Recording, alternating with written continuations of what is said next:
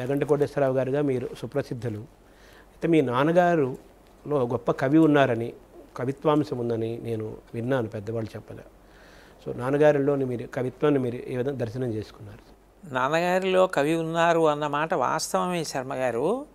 వారు శంకర శతకము అని ఒక శతకాన్ని రచన చేశారు. అయితే నాకు చిన్నతనంలో 4వ ఏడప్పుడే మా నాన్నగారు శరీర త్యాగం చేసేసారు.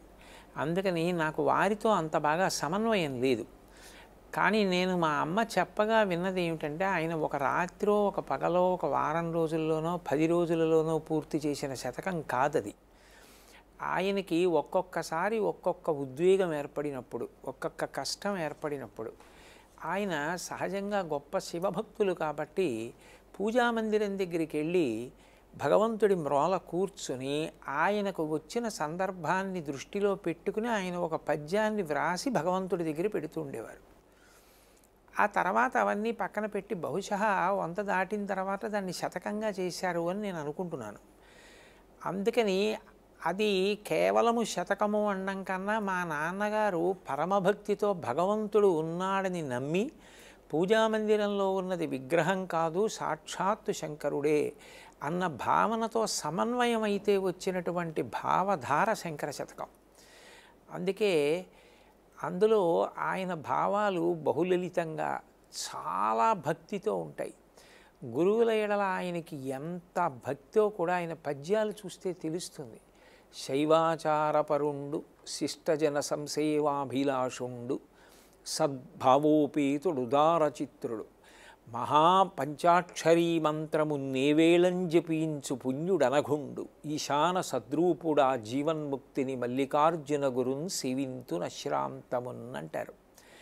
అట్లా గురువుగారి మీద కానీ వినాయకుడి మీద కానీ వందనమో ఈ విఘ్నపతి వందలు వందనముల్ గ్రహింపుమా అంటూ 100 శబ్దంతో రాశారు. అలా ఆయన వివిధ సందర్భాల్లో పరమేశ్వరుడితో సమన్వయమై వ్రాసుకున్నారు ఆ శతకాన్ని. ఆ శతకాన్ని చదివితే, అందులో పద్యాలు చదివితే ఆయా సందర్భాలలో మా నాన్నగారు నాకు దర్శనం అవుతూ ఉంటారు. అందుకని పరమభక్తితో నేను ఒక్కొక్క పద్యం చదివినప్పుడు ఇది ఈ సందర్భంలో ఇలా వ్రాశారని మా అమ్మ చెప్పింది కదా అని జ్ఞాపకం చేసుకొని వారి భక్తికి నమస్కారం చేస్తూ ఉంటారు. అందుకని మా నాన్నగారు కవి అనడం నిస్సందేహమైన విషయం. వారి అముద్రిత రచనలు చాలా ఉన్నాయని మా అమ్మ చెప్తూ ఉండేది.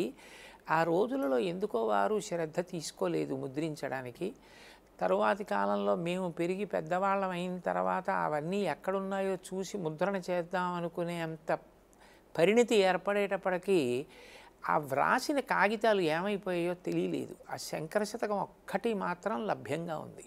అంటే గంగిగోపాలు గరడ్డైన చాలా అన్నట్లుగా వారు ఎంతో భక్తిగా ఆయనకు భావుకత కలిగినప్పుడు ఆ దైవానికి అడ్రస్ చేసుకుంటూ దైవము తానే దైవంగా భావిస్తూ ఆయన హృదయాన్ని పద్య రూపంలో శతక రూపంలో ఆయన కవిత్వీకరించిన దాంట్లో ఒకటి దొరికింది. అది దానిలో మీ నాన్నగారు దర్శనమవుతారు, కవి దర్శనమవుతారు, వారితో పాటు శంకరుడు కూడా సాక్షాత్కరిస్తాడు అనుకుంటున్నాను. అందులో అనుమానం ఏం లేదండి. ఎందుకంటే శంకరుడి యొక్క వివిధ లీలలు, ఆ గంగావతరణం, అలాగే త్రిపురాసుర సంహార ఘట్టం, ఇవన్నీ స్తుతి చేశారు. అందులో వైరాగ్యం మనిషికి ఉండవలసినటు అవసరం గురించి ప్రస్తావన చేశారు. అయ్యో భగవత్ చింతన లేకుండా వెళ్ళిపోయే బాల్యాది అవస్థలు ఉంటాయి కదా, మలమూత్రంబులతో మహాభయముతో మాతృస్థనాపేక్షతో చలమూర్ఖత్వముతో సదాభ్రమతతో చాంచల్య చిత్తంబుతో బరువైనట్టి కపజ్వరగ్రహ మహాబాల్యామయ శ్రేణితో కలనైనంతిమచింతలేక చెడితిన్ కామ్యార్థినై శంకర అని ఆ శైశవం, బాల్యం, యవ్వనం వీటన్నింటి గురించి వర్ణించి అయ్యో ఇంతకాలం భగవచ్చింతన లేకుండా వెళ్ళిపోయింది, ఇది అనుల్లంఘనీయం కదా కాలంలో అని ఆయన పరితాపం కనపడుతుంది. అనేక రకాలుగా నేను మొదట ప్రస్తావన చేసినట్లు అనేక భావాల యొక్క సమాహార స్వరూపం శంకర శతకం.